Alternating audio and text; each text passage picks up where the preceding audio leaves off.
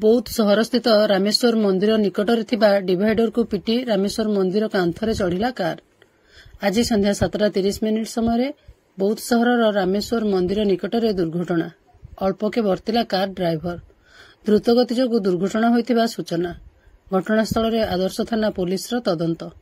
सूचना अनुसार आज संध्यारे भुवनेश्वर बौद्ध अभिमुखे आसुथबा एक कार गाड़ीटी भारसाम्य हराई डिवाइडर रे पिटी होई दुर्घटनाग्रस्त होइतिबा बेले अल्पके चालक दुर्घटनारू बर्ती जाइछि। घटनास्थल में बौद्ध पुलिस पहुंची दुर्घटनाग्रस्त गाड़ी को बौद्ध थाना को नैथिबा देखिबाकू मिलिछि।